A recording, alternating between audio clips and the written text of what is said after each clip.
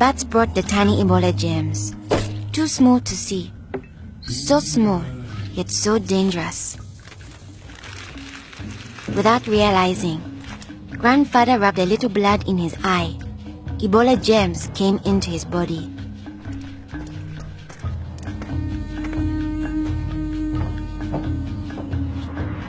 Days went by. Then Grandfather got a terrible fever and weakness. We thought it was malaria, but he was soon much worse. He had vomiting and diarrhea. His fever got even higher. I ran to get the nurse. But Grandfather had already died. I was heartbroken. The nurse thought it might be Ebola, a disease caught from bush meat, but which spreads from person to person. Others in our region had already died of this new disease.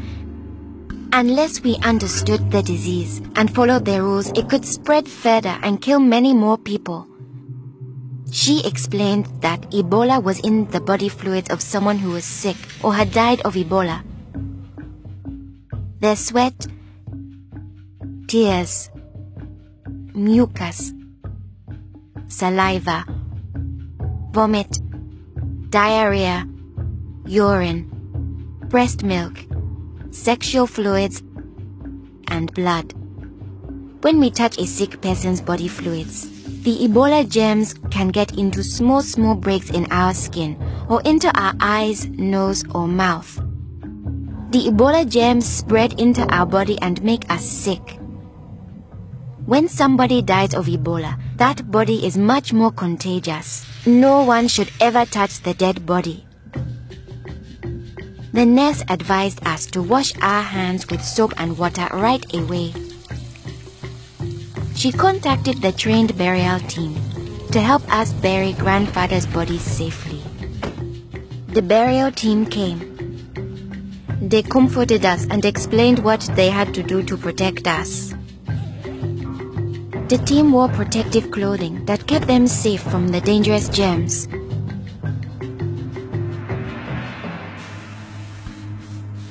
They sprayed Grandfather's room and his body with chlorine to destroy the Ebola germs. They put his body safely away in a bag. To prevent the spread of Ebola, no one could touch the body of anyone who had died with signs of the disease. They also burned his mattress, bedding, and clothes. Anything that might have his germs. All these actions made us safer. It was too great a risk to follow all our traditions. But we still honored Grandfather in the time of Ebola. Our chief gathered all the villagers together after Grandfather's death. He explained that it's natural for us to fear Ebola, but if we trust in our health workers and follow their rules, we could stop the disease. The nurse explains to us, when a person has symptoms such as fever, don't touch them. Get them to the treatment center right away. They will have the best chance of surviving and they won't spread Ebola. She advised us to wash our hands with soap and water many times a day. The whole village agreed to follow these rules. Since we all had close contact with Grandfather, we were at risk of getting Ebola. We had to stay home. A health worker visited us every day to see whether we had fever or signs of sickness. We would show signs within 21 days if we had Ebola.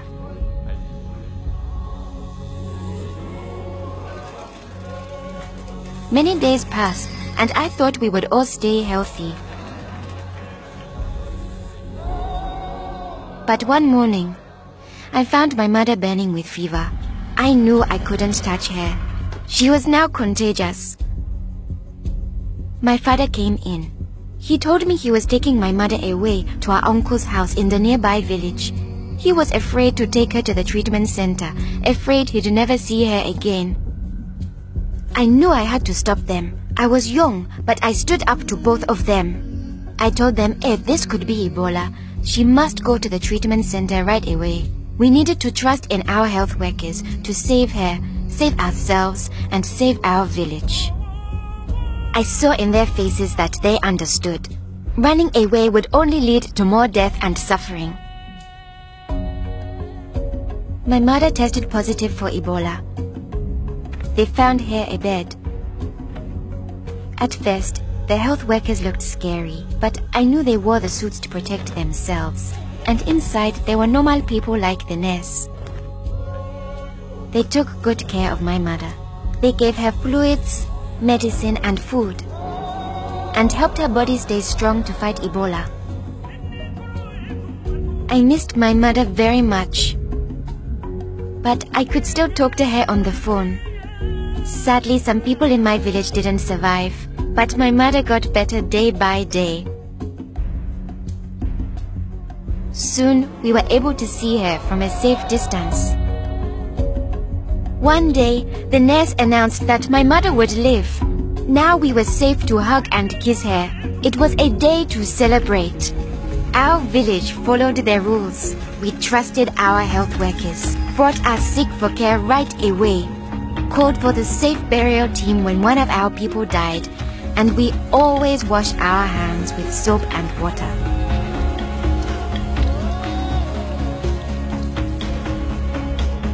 Our village survived Ebola.